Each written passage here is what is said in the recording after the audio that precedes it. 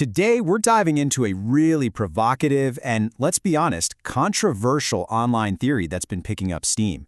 It makes some pretty extreme claims about Gen Z males, and it's not just about them having different tastes, it frames them as something much, much bigger. And boom, there it is. That's the core claim of the source material we're looking at.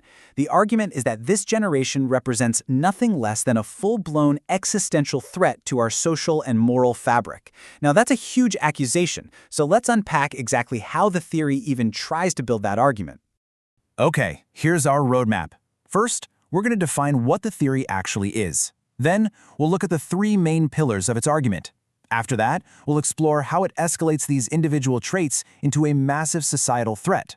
Check out its proposal for actually testing its own claims, and finally, get to its really stark warning for the future. So, what is this theory really getting at? Let's drill down to the central idea, the core assertion of the source material. Right, so the idea here isn't just about fashion or slang or music tastes, not at all. It's a serious argument that a very specific cocktail of environmental factors has created a generation that poses a genuine danger to the very foundations of culture and stability as we know it. So how does a theory like this even begin to build its case? Well, it all rests on three specific areas that it points to as evidence of what it calls a profound corruption. Okay, pillar number one is all about the environment.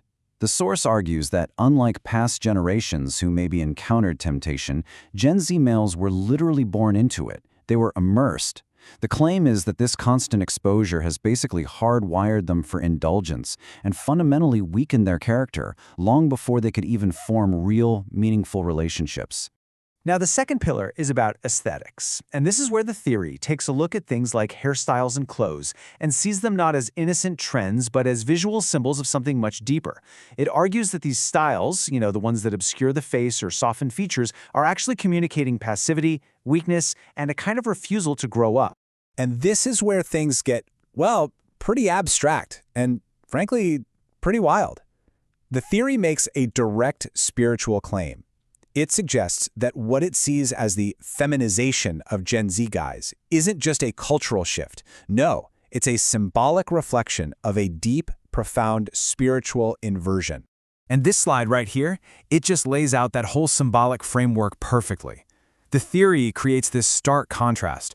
On one side, you have what it calls a heavenly masculine order, defined by things like clarity and authority. And on the other, a demonic feminized inversion, all about chaos and subversion. And the whole argument is that Gen Z males are trending hard toward that second column. So, we've seen the individual traits the theory is flagging. But how does this all scale up? How does it go from being about one person's hairstyle to a whole societal danger? Well, it's all about their collective impact. And here's where we get a little bit of a paradox. The next big point is mass conformity. The theory claims that for a generation that talks so much about self-expression and being unique, Gen Z males operate as this highly synchronized, almost hive-like collective. And that, it argues, makes them incredibly easy to manipulate. I mean, what's so powerful about this visual is how it hammers the point home. The source argues this isn't just a coincidence.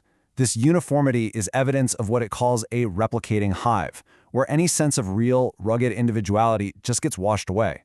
And this conformity, the theory claims, isn't harmless. It supposedly leads to three very specific kinds of decay. First, intellectual decay, because of fragmented TikTok-level attention spans. Second, cultural corrosion, where they just produce fleeting trends instead of anything with lasting value. And third, a kind of behavioral decay, this pervasive nihilism that just boils over in online echo chambers. Now, here's a fascinating twist. The source document doesn't just make these claims and then walk away.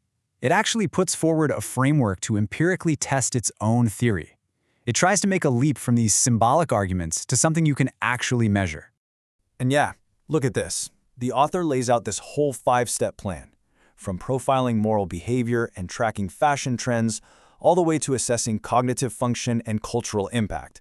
It's a really deliberate attempt to add some empirical weight to what is, let's be honest, a deeply symbolic and spiritual argument. So this all builds to the theory's endgame. Its final and its most severe warning about the future and what it believes are the ultimate stakes for all of society. The theory ends with this incredibly stark, almost apocalyptic, biblical analogy. It basically frames this entire generation as an existential threat, a point where society's corruption becomes so normal, so celebrated even, that we lose the ability to even see that we're in danger. But, and this is a big but, it doesn't just end there with pure doom and gloom. The theory suggests that history kind of has a built-in correction mechanism.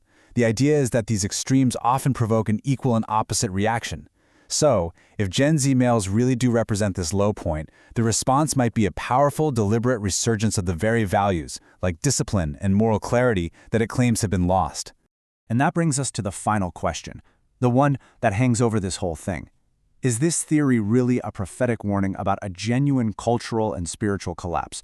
Or is it just a reflection of a modern moral panic, where an older generation is projecting its own anxieties onto the young? That, right there, is the core tension we're left to think about.